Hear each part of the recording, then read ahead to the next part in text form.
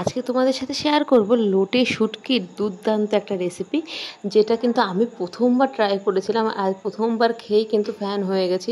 তোমরা কিন্তু বুঝতেই পারবে না যে ওটা লোটে মাছ ছিল বা শুটকি মাছ ছিল কি অন্য কিছু। পুরো এতটা সুন্দর লাগবে আর কোনো রকম গন্ধ বা কিছু তোমরা পাবে না। তো আমার বাবা এনে দিয়েছিল লোটে মাছ শুটকি, আমি বলেছিলাম বলে। তো দেখো, এটাকে প্রথমে পরিষ্কার করে নিতে হবে। সেটাকে আমি প্রথমে কেটে নিয়েছি, যত পাখনা তারপরে মাথা যেটা ছিল সেগুলো কেটে বাদ দিয়ে এটাকে কড়াইতে, শুকনো কড়াইতে প্রথমে একটু টেলে নিলাম, যাতে বালি বা আঁশ যেগুলো থাকে সেগুলো নিচে পড়ে যায়।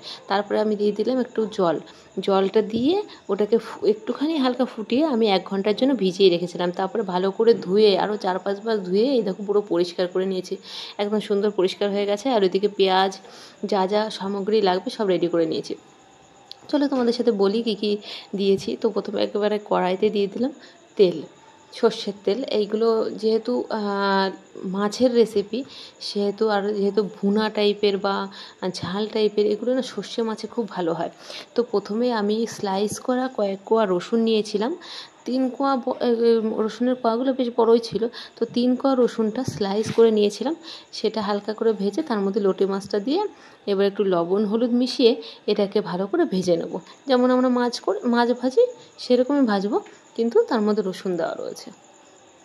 এটা কি করবে, তোমার রসুনে কি লোটে মাছের গন্ধটা মানে ঠিক রাখে, যে গন্ধ বেরোবে বা শুটকি মাছের একটু গন্ধ, রসুনের গন্ধ, ওই গন্ধটা পাওয়া যাবে না। আমি সত্যিই ভাবতে পারিনি বা আমাদের বাড়ির সবাই ভাবতে পারিনি এত সুন্দর হবে খেতে। তো এটা ভাজা হয়ে এসছে দেখতে পাচ্ছ, ওটা তুলে নিয়ে আমি তেলের মধ্যে পেঁয়াজ দিয়ে দিয়েছি, আবার একটু তেল দিয়ে তার মধ্যে পেঁয়াজ দিয়ে দিয়েছি। পেঁয়াজটা একটু ভালো করে নরম করে ভেজে নিতে হবে। তো মেন হচ্ছে এতে আদা রসুন পেঁয়াজটা পড়লেই এর গন্ধটা সেরকম। আমরা কিন্তু রান্নার সময় কোনো রকমের গন্ধ পাইনি, আমি একটু ধোয়ার সময় একটু গন্ধ পেয়েছি ঠিকই, কিন্তু রান্নার সময় কোনো রকম গন্ধ বেরোয় না। আমার শাশুড়ি মা বলছে কি, এই মা তুমি রান্না হয়ে গেল, আমি তো গন্ধও পাইনি। আমি তো ভাবছি যে গন্ধ কী করছে, ওরও গন্ধও তো বেরোচ্ছে না। যাই হোক, খুব ভালো লেগেছে, সবাই খুব ভালো খেয়েছে। আমার দিদি জামাইবাবু এসেছিলো, ওরাও খেয়েছে। কেউ ভাবতে পারেনি এটা যে শুটকি মাছ বা গন্ধ বেরোয় যেরকম, সেরকম কিন্তু না। তা আমি তার মধ্যে একটু টমেটো কুচি দিয়ে দিয়েছিলাম। আর এই পেস্টটা হচ্ছে, এর মধ্যে ছিল আদা রসুন, হালকা একটু পেঁয়াজ আর টমেটো, তারপরে ধনে জিরে গুঁড়ো, ঠিক আছে। এগুলো দিয়ে আমি বেটে রেখেছিলাম, মিক্সিতে একসাথেই বেটেছিলাম, সেটাকে দিয়ে দিলাম।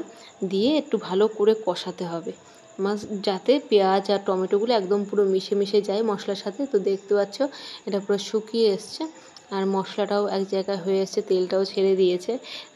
তো আমি এর মধ্যে এখন দিয়ে দেবো লোটে মাছগুলো, যেগুলো ভেজে রেখেছিলাম রসুন আর লোটে মাছ দিয়ে। তো এটা দিয়ে দেবো, দিয়ে ভালো করে কষাবো এটাকে আবার। তো এই রান্নাটা শুকনো শুকনোই হবে আর কি, ঝোল হবে না, কিন্তু আমরা একটু জল দেবো, নাহলে মাছটা একটু, শুটকি মাছটা শক্ত শক্ত থাকে, তো সেই লোটে মাছের মতো নরম থাকে না। তো সেটাকে জল দিয়ে নরম করতে হয়। বা আমি যখন ভিজিয়ে রেখেছিলাম তখন সেটা ফুলে অনেকটাই নরম হয়ে গেছে।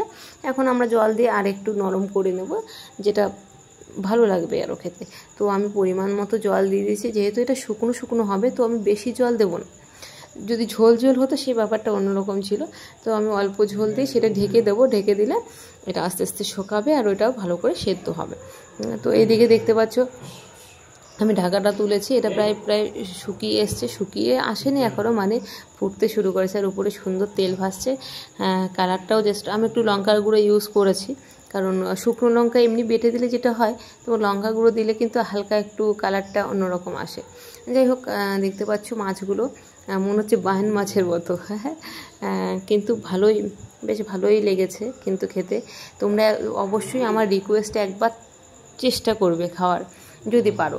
আর এই যে দেখো, এটা কিন্তু হয়ে এসছে, তেল ছেড়ে দিয়েছে। তারপরে আমি লাস্টে দিয়ে দেবো ধনেপাতা কুচি, একটু গরম মশলা, 2টো কাঁচা লঙ্কা চেরা। কাঁচা লঙ্কার গন্ধটা কিন্তু এর সাথে বেশ ভালোই মানায়। কাঁচা লঙ্কা কিন্তু যে কোনো জিনিসে তুমি মাংসতে লাস্টে দেবে, ওর ফ্লেভারটা কিন্তু একটা গন্ধ আনে, ফ্লেভারটা একটু অন্যরকম হয়, বেশ ভালো লাগে।